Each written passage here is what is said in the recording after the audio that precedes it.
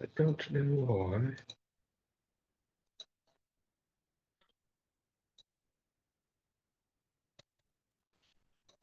Great salespeople take the time to practice, drill, rehearse, and role play. And you're like, yeah, but I know Sam. Sam's a great salesperson. He doesn't role play and drill. Then Sam's not great. Sam's just good. Sam's got gifts. Sam's been in business for a long time, and Sam's been doing well, and good for Sam. But Sam ain't great. Because you can't show me somebody that's not great. I'm talking great. Think about athletes, politicians. Think about the greatest people that have ever walked on this planet, and I guarantee you, somewhere along the way, they role played and drilled and practiced and rehearsed. And maybe it was just a lifetime of role playing, drilling, practicing, and rehearsing with customers. I don't want to learn like that. I don't want to wait till I'm 90 to finally figure out, oh, I'm good now. I'm finally great. I finally hit it. Because then I won't have any energy. Look, if you want to be young, vibrant, excited, interested, on your game, on your toes, got some life left in you, some vigor, some pep in your step, baby, role play and drill every day. I can't tell you how important this is. I was 25 years old and I started doing this literally 40 minutes a day. Every day I went to work, I role played on other people, not customers, not phone calls calling in. I role played situations that I wasn't prepared for with somebody that I worked with in order to warm up, in order to get my joints loose, my mouth working, my head thinking, my head connected to my mouth connected to my passion, my heart. Role play, drill. You'll be great if you do it, and you should do it every day.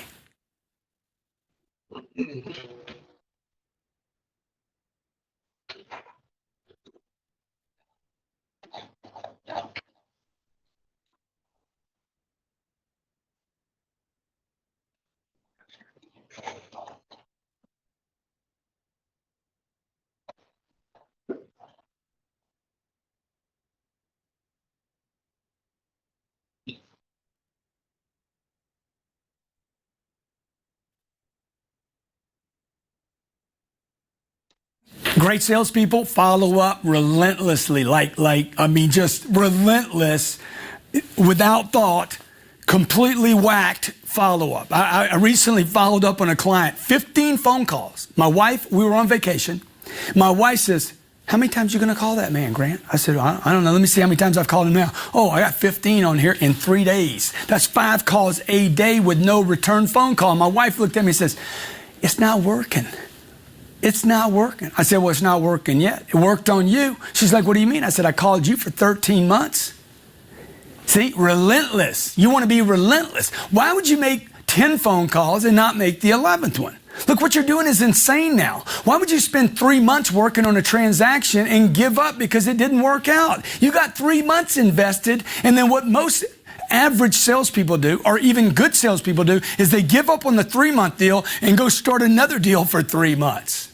Look, you got to learn how to finish. And part of finishing is following up relentlessly. Do you know what I mean by the word relentless? I mean without reason. I mean relentless. I mean where other people think, dude, what is wrong with you? You called me twice in 1 hour. How about twice in 1 hour every hour today until you call me back? How about on the 16th call to the guy in Memphis, it was like, look, I left 15 messages for you in the last 3 days. If I don't hear back from you, I'm just going to go ahead and ship the product. Boom, guy called me back in 4 seconds. No, hold up, Grant. See, that's what I'm talking about. Follow up relentless. Follow them home. Stalk them. Stalk them if you got to, okay? Because you care so much, because you got a great product. Grant, I can't do that. Then you don't believe in you don't believe in your product, or you don't believe in your company. Because if you did, you'd be relentless. Look, it's not encouraged in our culture to be relentless. Follow up relentless. Be great. Don't be average. There you go, man. Don't be a little bitch. Right? And that fucking guy has followed somebody home before to try to sell him something, and it worked. He's got a point, man. How many? It was so. I had this meeting last night with Neighborhood Hands, and they're, I guess we started a new committee to study committees. And we'll be following that up with another committee. But we're talking about fundraising for the charity, right? And it was interesting because so Erin, Canva, she's the one who is supposed to be really the fundraiser for us. That's her primary function, right? Yeah. And she was talking about how one donor in Hey, real particular quick, the that she. sound is super breaking up. I don't know if you need to shake that speaker or plug it in or what you do. That's Is that better. better? Okay, Yeah. so so she was talking about this one donor that, kind of a whale donor, and how she had called 3 times and then kind of was stuck, right? And I told her, I said, 80% of all sales are made between the 5th and the 13th follow-up. And she said, really? I said, yeah, it's a fact of sales. I said, and then I told her the Grant Cardone story, right? Of church trying to get this guy to donate. They're trying to get $10,000 from him for like 2 years. Grant spends 15 minutes on the phone with him and gets 100 grand out of the guy, right? And because the ask was so in his mind, right? The donor's mind, it's like, I want to know that I'm doing something, like I'm making a difference. And he's like, I don't think $10,000 is going to cut it. It's not going to make a difference. So when presented with the opportunity to give $100,000, he jumped on it, right? Because then he felt like he was going to do something with that money. So just remember, you gotta keep pushing through, and it's true everywhere. It's not just what we do. I mean, it is in life. As he says, you started crying as a baby, you were selling, and nobody ever told you that that's what it was. But that's what it was. You're getting your way, and that's what it's all about, right? And then as he says, if you're not convinced that what you've got to offer is worth it, then you are going to peter out. You're going to give up, and he's the 3 month, the 3 month thing, right? He's like, hey, you spend 3 months on a deal, and then you give up, and then you go spend 3 months on another deal. Right? And that's your cycle. You spend 3 months on something and give up. So of course you're not going to make a sale. You're just going to keep giving up. So I would say that on the drill and rehearse, there was a time we were doing it on the regular. Michael, I would bet you have noticed that since we stopped doing that on the regular, we have had less success than we were having when we got serious about it, right? That's definitely fair to say. Repetition is key. So, the more that somebody gets comfortable just saying the same thing over and over and over again, it becomes second nature. So, yeah. So we need to make that commitment that we're going to do this drill and rehearse. So here's what I'm going to do. I'm going to make this your problem. You got to find somebody every day to jump on that 2 o'clock meeting with you and do it. So everybody here, at 2 o'clock, if Michael's calling you for this and you've got 5 minutes, give it to him. All right. And that'll be all of us, because one of us has got 5 minutes at 2 o'clock to give him.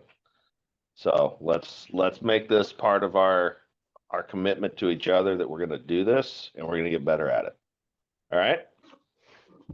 All right. What do we got in the canon today? Today we have several projects going out.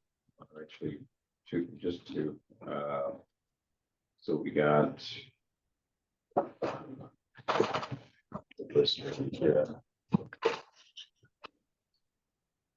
Rothmore. I think you guys are wrapping up that this morning. Shauna Court. That one is, I think, ready to present at least the preliminary numbers to the customer. We got Buchanan self-storage, South San Francisco. That's going out today, as well as Santa Clara Square for Arrow. All right. I love it.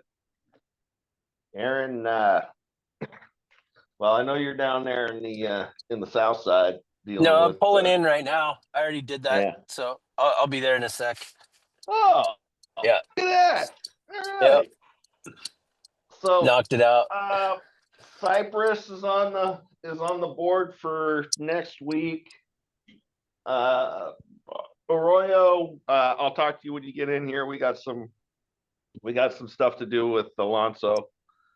And Union City, what's on the Union City?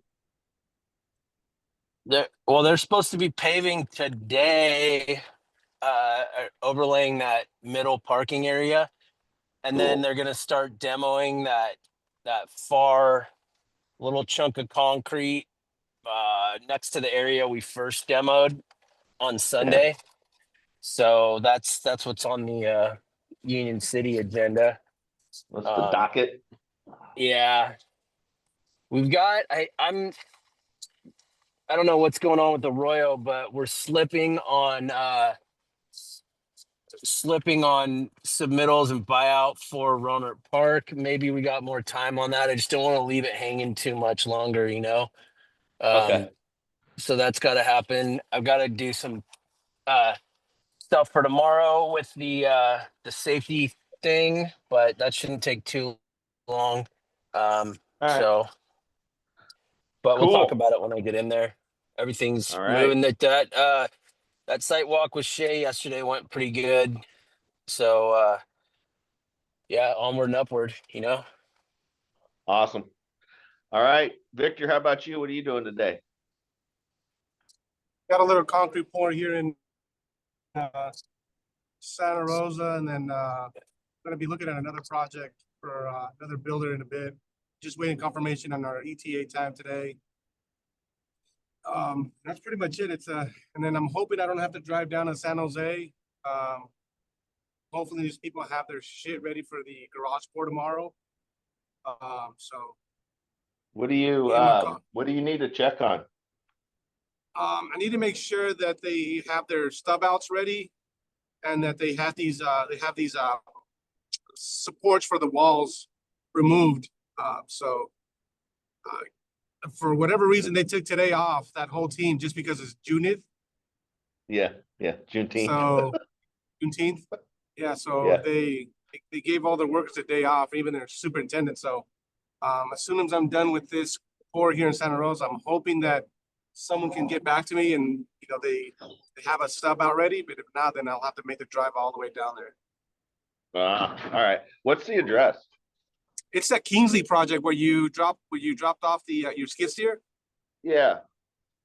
Okay. It's that address. It's that project right there. They assembled the house already, so they're moving pretty fast right now. Really? They already got that thing framed up?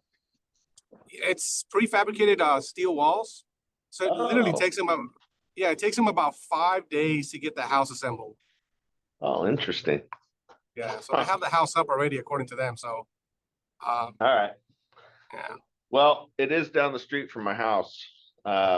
So maybe it'd save you a trip. I could just go over there, put you on FaceTime, and you can see if they got what you need. Yeah. Let me know if you could do it and what time. If not, then I'll make the drive out there. I know. All right, buddy. All right. Thank you. Well, divide and conquer. That's what we're here for. So. Before we get off, are we doing any pre-walkthrough at Cypress before we start? We probably should. Yeah. I'll let Aaron handle that. Okay. Because I got a call from Builtech. They have the cages ready. Yeah. So by the time we start, so I expect that Jacob will be up there on Monday putting the survey in for us. So I think we'll probably start Tuesday, Wednesday, getting in there and getting ready to drill. So we'll have to figure out how we want to coordinate that with you and Nathan on the drill and pour. Okay. Let me know, guys. Right. Give me a day ahead of time so I can prep my day out, but I'll be out there. Got it. Okay, buddy. All right. All right.